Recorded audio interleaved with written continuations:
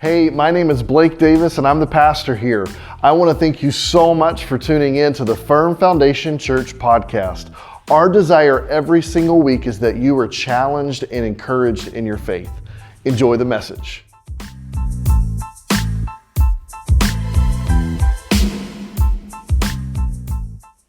So I'm in this series called The Blessed Life. It is my life message, and this is the most important message in the whole series. And I'm going to say something else that might shock you. This is the most important message that I preach. And the reason is I preach mainly to believers. So obviously, if I were in a stadium in some third world country and I was preaching to people who didn't know Christ, obviously, the most important message you can preach is the gospel, the death, burial, and resurrection of Jesus. So I'm not taking away from that. But if you're a believer, the most important message that I could share with you, and it would be probably different for other pastors, but is the message I'm going to share today. If you catch this principle, it will change everything in your life. I promise you, okay? So I just wanted you to sense the importance of this message today. The title of the message is The Principle of the First. The Principle of the First. And it runs all through Scripture. We're even going to go back to the Garden of Eden. So it's all through Scripture, all right?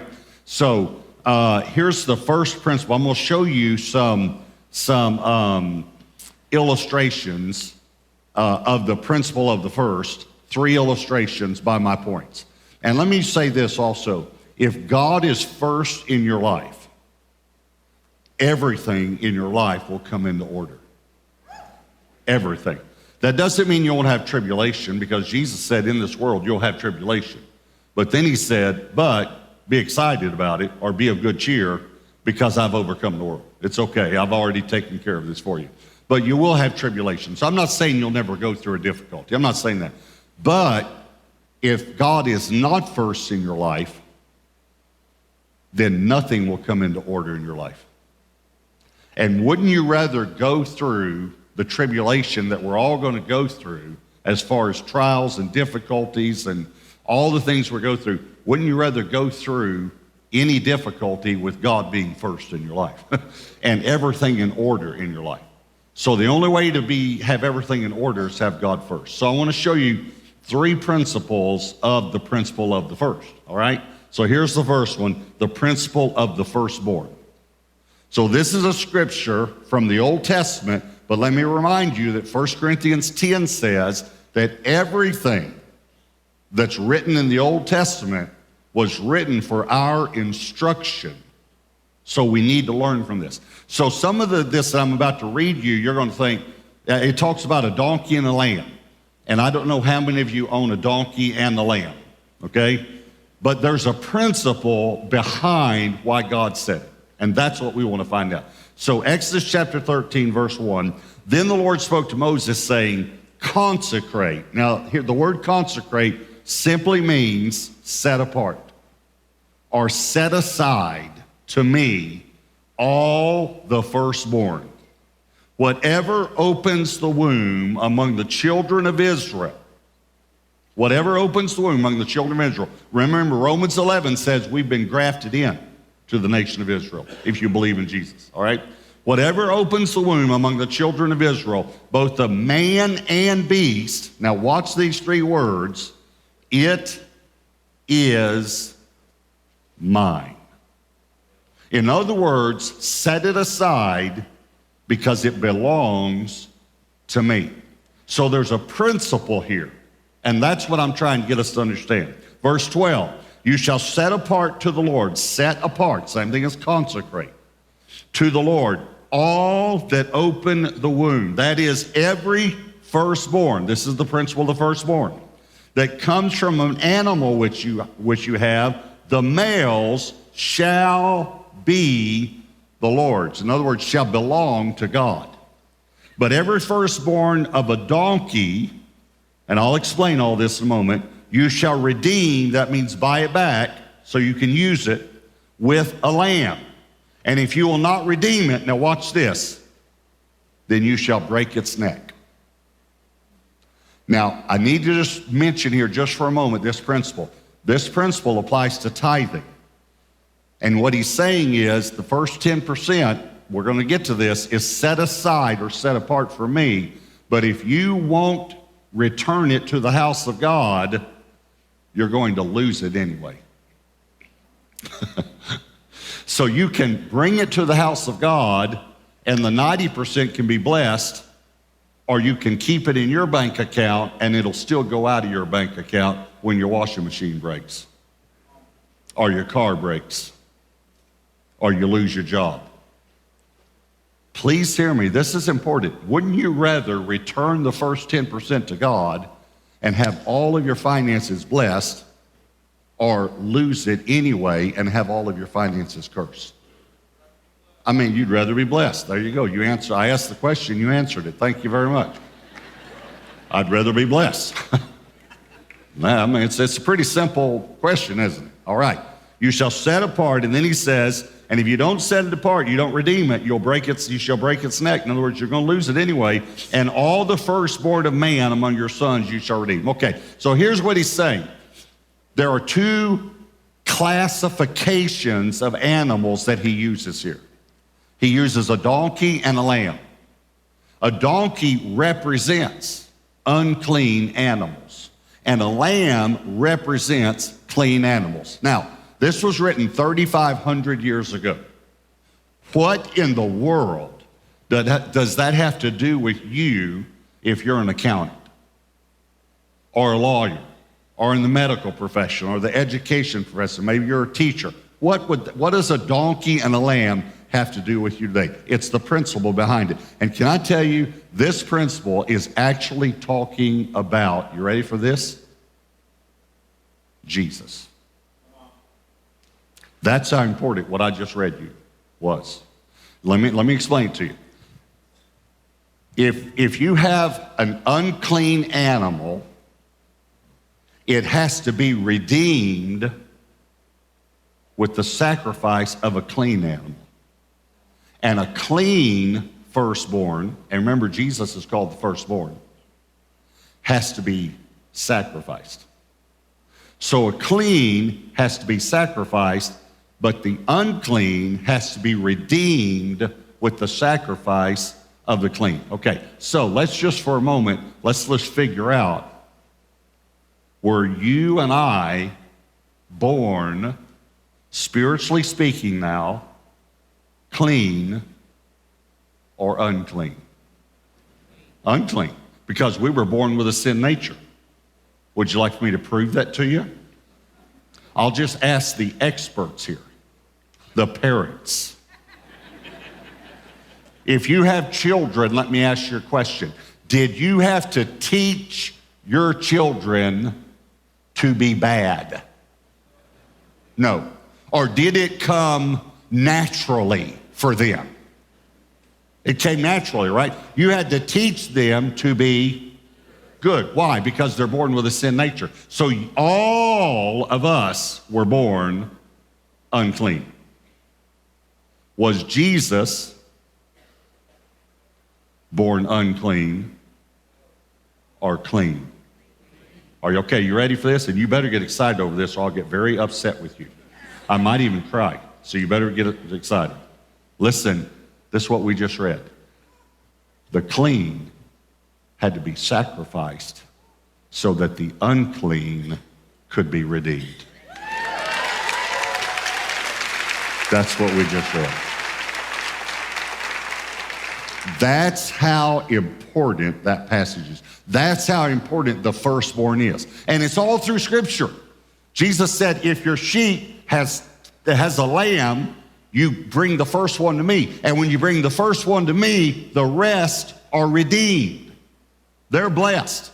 They're brought out from under this curse that the world has on us. They're brought out from, they're blessed, they're redeemed. The first one is the redemptive one. The first one redeems the rest. Here's the thing that you have to understand. He didn't say wait until you have 10 lambs and then give me one, and you can give me the one that you don't like that keeps getting in your garden every day. He said, give me the first one when you don't have the other 9. See, here's what this is the principle of faith. Because you have to give the first one before you have the other 9. Do you realize what tithing is? You don't pay all your bills and then tithe. You tithe first and then you pay your bills. Because it's faith. What God's trying to do is build faith in your life. Think about this. When they went into the promised land, God said, bring all of the silver and gold from Jericho into the house of the Lord. Why did he say that? Because Jericho was the first city. See, this is all through the Bible. He said, give me the first, and the rest are redeemed. And when they didn't bring all of the silver and the gold from Jericho into the house of the Lord, they went to the second city and they lost. And it was a very, very small city. They didn't even send their whole army. And God said no. And here's what he said, by the way. He used the word that almost similar to the word we used last week. Remember last week he said, you're robbing me? You know what he used in Joshua 7? He said, Israel has stolen from me. Israel has taken what was consecrated or set apart to me. See, there are only 2 choices. Now I'm going to say this very strongly, okay? And hopefully all of you love me for me to say this strongly. You study the Bible yourself, because I've been studying it 43 years. I've been studying this for 38 years. You only have 2 choices with the tithe, the first 10% of your income. You can bring it to the house of God, or you can steal it. Just read it yourself. Those are the only 2 choices you have with the first 10% of your income. When Ethan, my son-in-law, show a picture here of Ethan Lane. If y'all don't know Ethan Lane, they pastor a church in Katy. By the way, they started, I guess 2020, so it'd be a little over 3 years ago. They started, and 5 weeks later, obviously, the pandemic hit. And this past weekend, Sunday, they had 1,900 in attendance. So they're doing pretty good. And, I mean, it's just incredible what they're doing. So anyway, when Ethan and Elaine started dating, they were standing down here at the front. I don't know, James Lee, you might have even been there. I don't know, because I know you were friends with them. But they were standing at the front because we had the young adult service in the sanctuary, because we don't have a lot of, we just built this building. We built a sanctuary and children's rooms. And by the way, I'm going to talk to you about, we're in the process of talking about a wedding chapel. We were talking about this in 2020 and we shut it down, and then we've trimmed it back, because we thought we don't need a gymnasium and we don't need all that stuff. But we want to build a youth center for our young adults. We want to build a wedding chapel. We want to build a studio. So everything we do, equipping classes, you can take them online. We will do all that. So we'll talk to you about all that, And here's the great thing. You just keep tithing. We got the money. We don't have to have a building campaign. Isn't that great? Wouldn't it be great if everybody just tithed? That's God's way of supporting the church. So anyway, Ethan Lane, we had the young adult service in here, and they had started dating. And so they got to joking around, 7 or 8 young people standing around talking, and they started joking with Ethan about what's it like to date the pastor's daughter.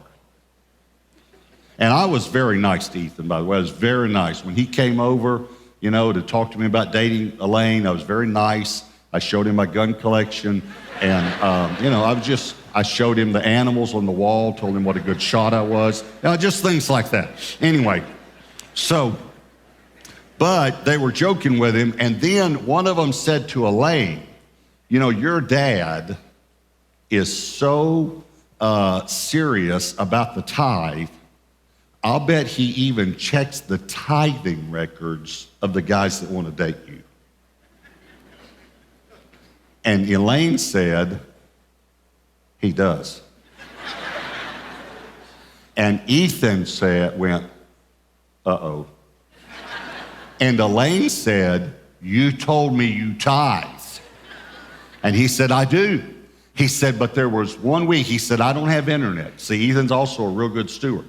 And the internet was so expensive. He said, I don't have internet because it's too expensive. So I go to Starbucks. I get paid every Friday. I go to Starbucks. I get online and I pay my tithe.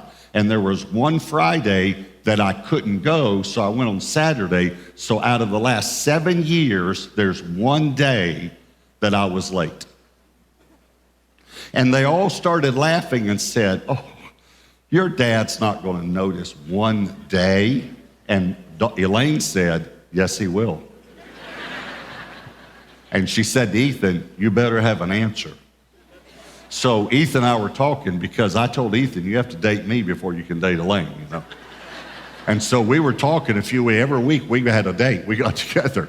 And so anyway, we were together.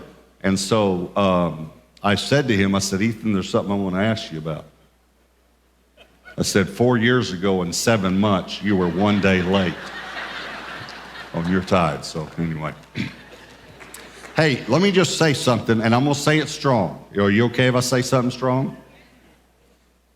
Why would I give my daughter to a thief?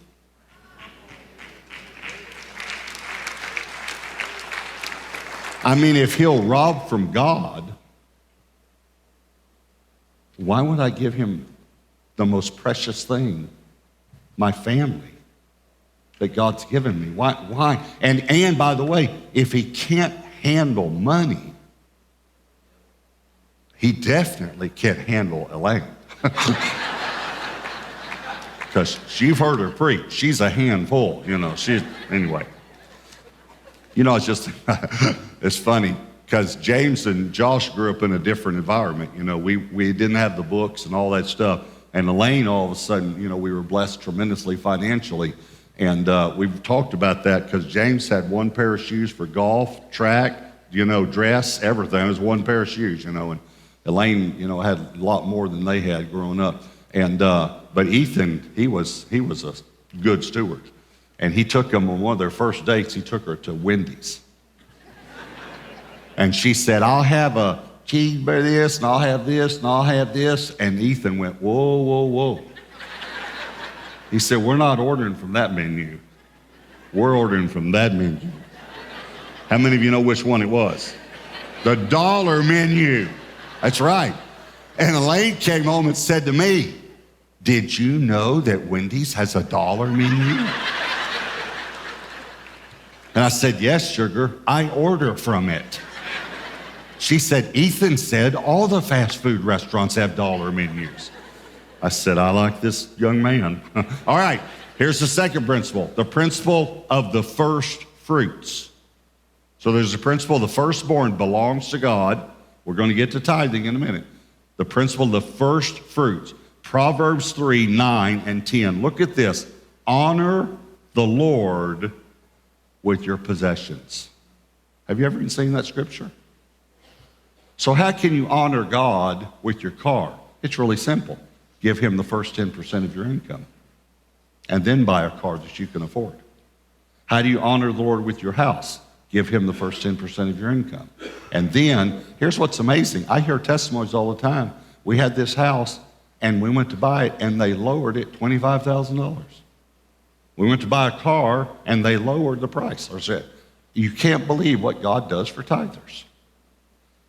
Honor the Lord with your possessions and with the first fruits of all your increase. Now he's speaking to farmers here, so you could insert the word income where it says increase. Okay? And you can tell he's speaking to farmers because watch. So your barns will be filled with plenty and your vats will overflow with new wine. Look at this, Exodus 23:19. The first of the first fruits. He wants you to really understand what the word first means. The first of your first fruits of your land you shall bring, notice the word bring, into the house of the Lord your God. Did you see the word bring? Okay, do you know why he uses the word bring when he talks about tithing? He never uses the word give when he talks about tithing. He always uses the word bring. Here's the reason. You can't give what doesn't belong to you. You can only bring it to the house of God or you can steal it. That's your only choice. When I was in Bible college, one of the students asked one of the professors, why did God accept Abel's offering and he didn't accept Cain's offering? Isn't that a great question? And the professor, he was wonderful. He said, I really don't know. I've never gotten any revelation on that passage. And then years later, God showed me, and this has been like this has been my life message about the principle of the first. And God showed me the principle of the firstborn and the principle of the first fruits. Now I want to read you the story of Cain and Abel and watch how easy it is to see why God accepted Abel's but not Cain's. Remember, firstborn and first fruits belong to God, all right? Watch it, Genesis 4, verse 3. And in the process of time, in other words, over time, it came to pass, it just kind of happened, that Cain brought an offering of the fruit of the ground to the Lord. Notice it does not say first fruits. Just in the process of time, just whenever Cain wanted to, it just kind of happened that he brought an offering of the fruit of the ground to the Lord, not first fruits. Abel also brought of the firstborn of his flock and of their fat. And the Lord respected Abel and his offering. He didn't just respect his offering, he respected him. But he did not respect Cain and his offering. Is that clear? By the way, this is 2,500 years before the law. You want to explain that one to me? 2,500 years before the law, and the principle of the firstborn and first fruits was already enacted by God.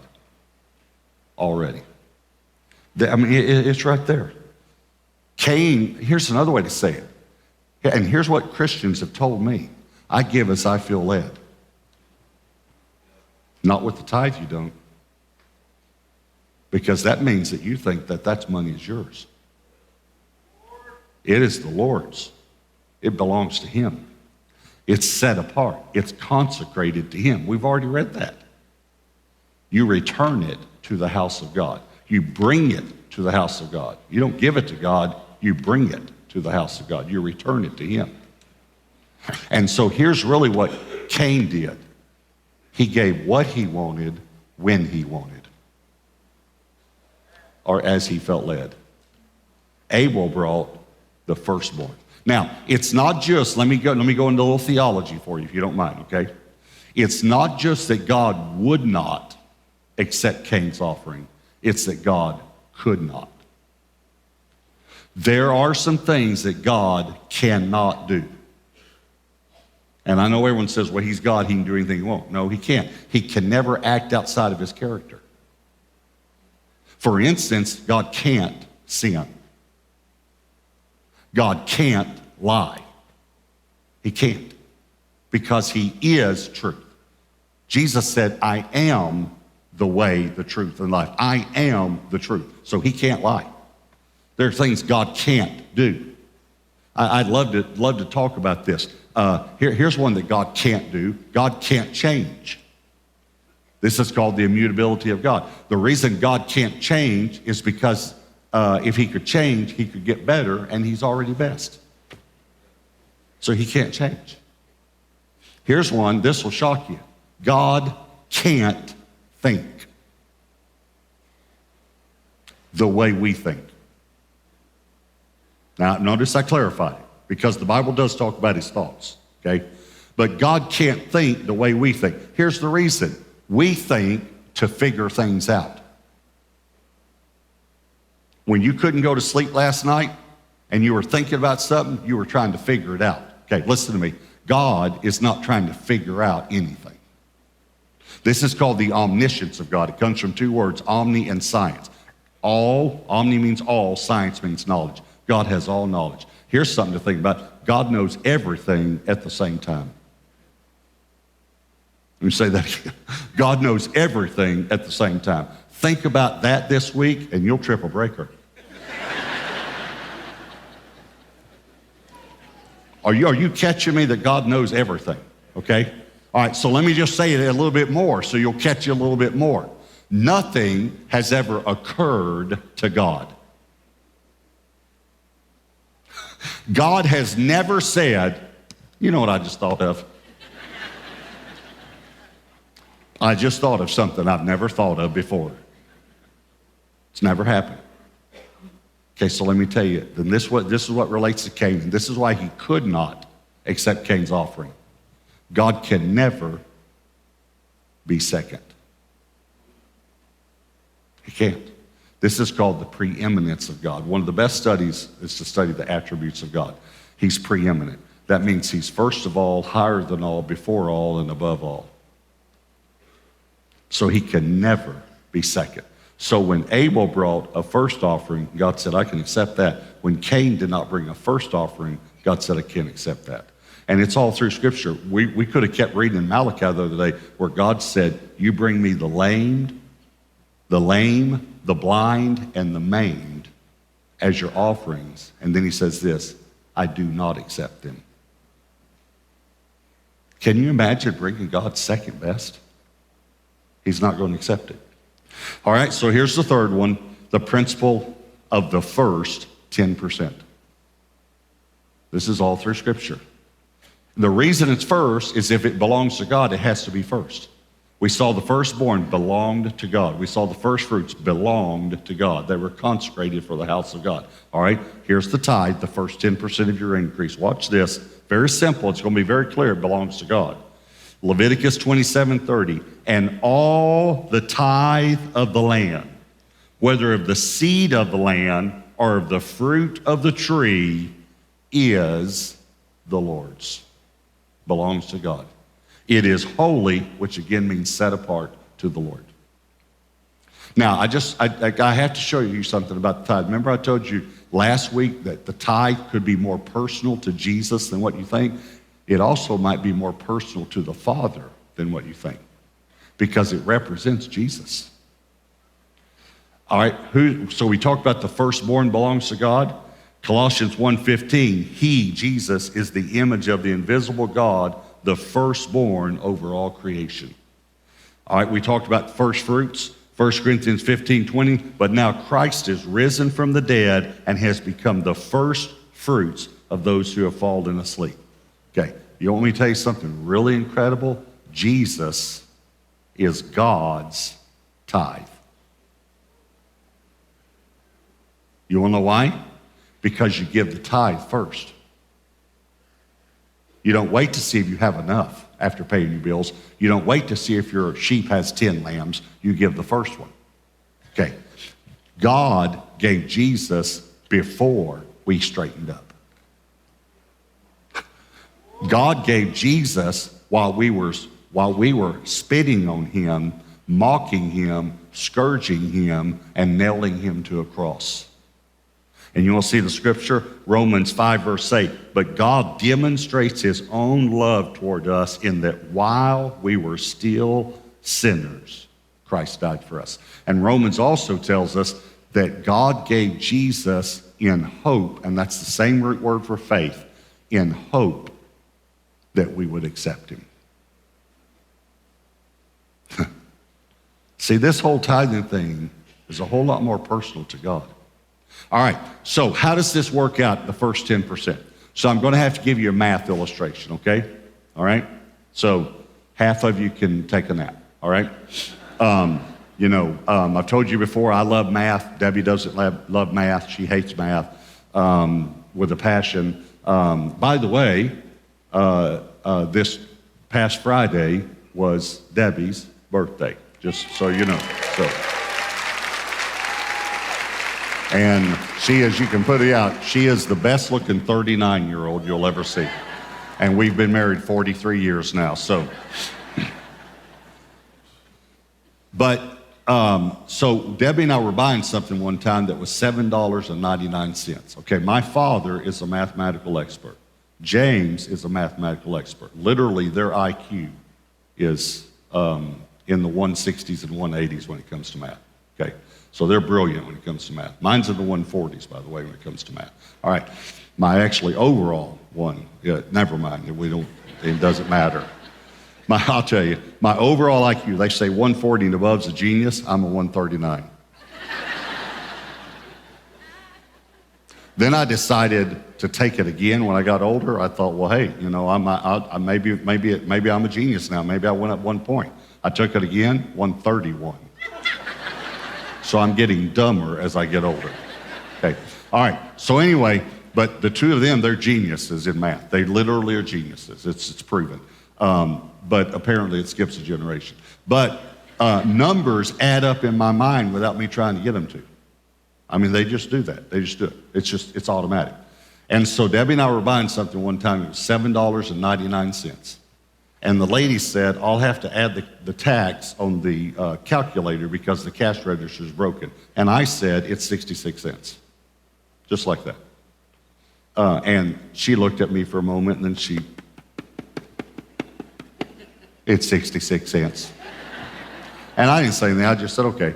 We got out to the car, and this was when I was in my 20s, by the way. Okay, so you got to remember, when you're in your 20s, you're pretty stupid, okay, when it comes to marriage, okay? So we got out the car, and Debbie said to me, how do you do that? Well, I thought that she was actually asking me how I did it. And so, as an idiot, I said to her, well, sugar, $7.99 is close to 8. Our tax rate is 8.25. 8 times 8 is 64. Quarter of 8 is 2. 64 plus 2 is 66. And then I said, that should happen in less than a second in your mind.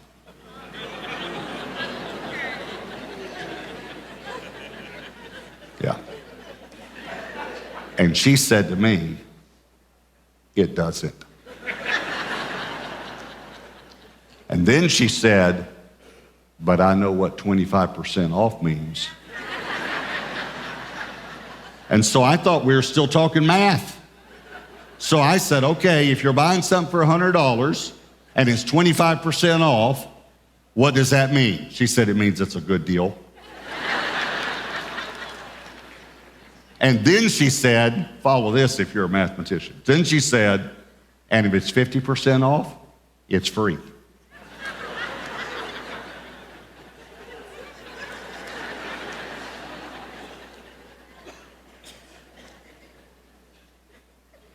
What? And then she went like this. Like I'm the one that doesn't understand math.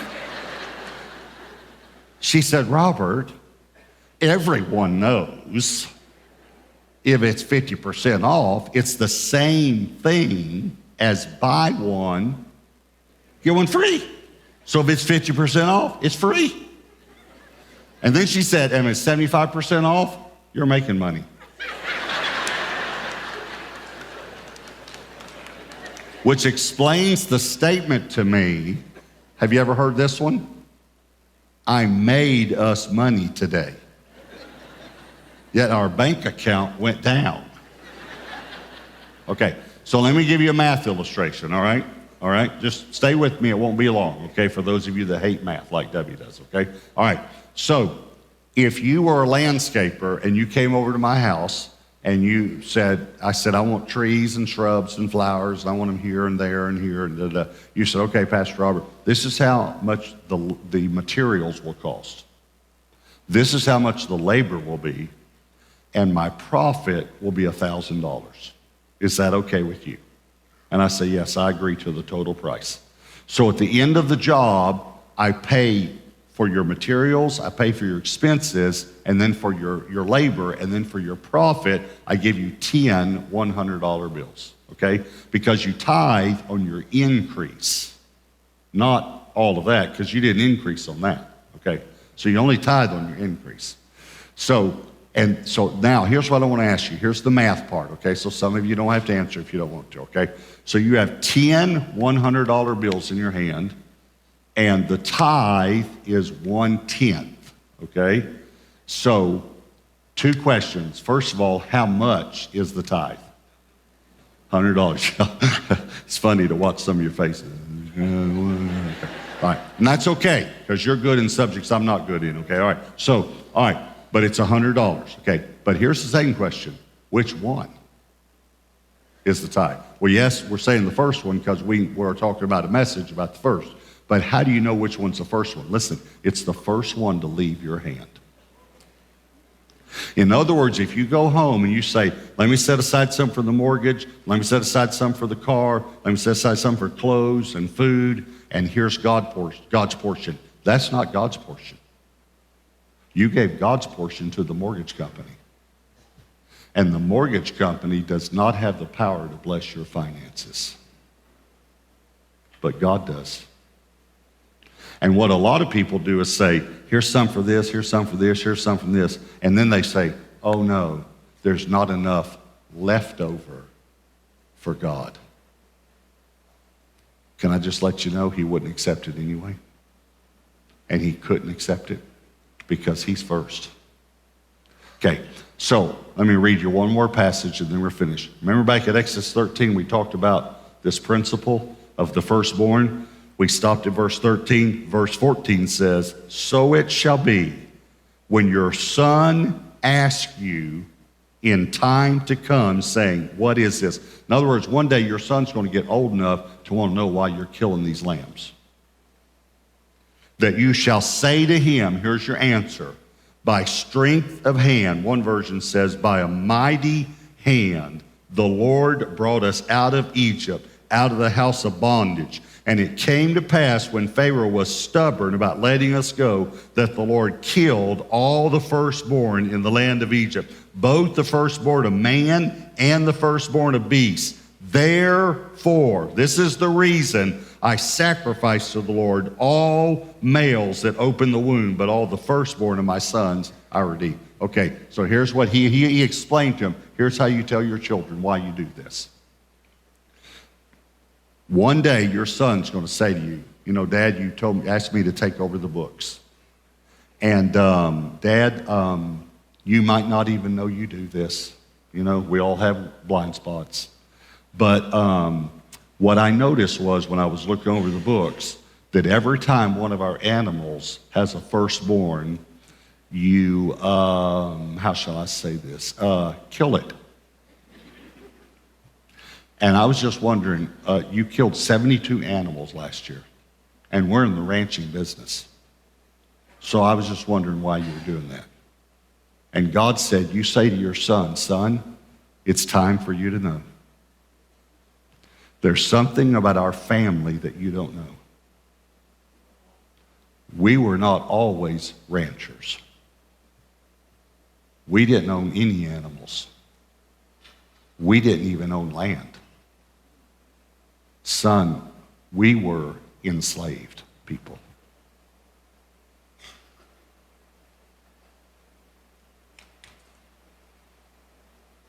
But God,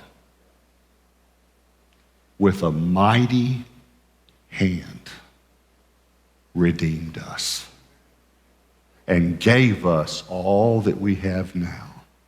Therefore, we gladly give to God the first of all of our increase. Now, this was written 3,500 years ago. I had this happen with Josh, my oldest, my firstborn, and with James. Both of them this happened to. And then I taught Elaine about it one day. I called her in to teach her this. But one day, Josh walks into my office, and here's what I used to do years ago.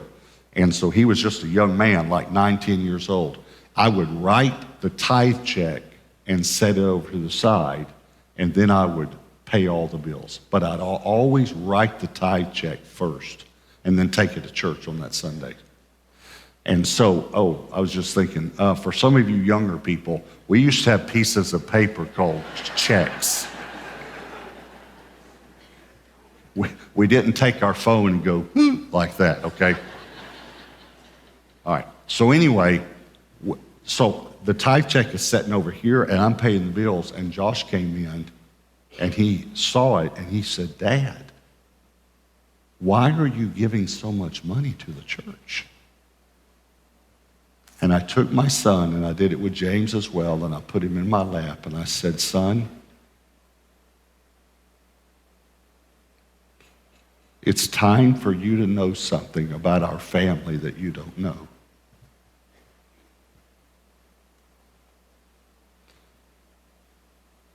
But Daddy wasn't always a Christian. And your daddy used to be a very, very bad man.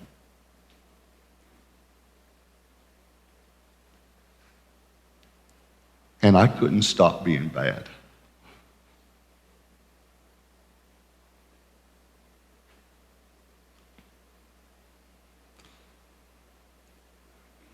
But God, with a mighty hand, redeemed your daddy and gave him everything that we have now. Therefore, I gladly give to God the first of all of my increase. And all three of our kids, and obviously their spouses, tithe. And that's worth every dollar that I've given to the church.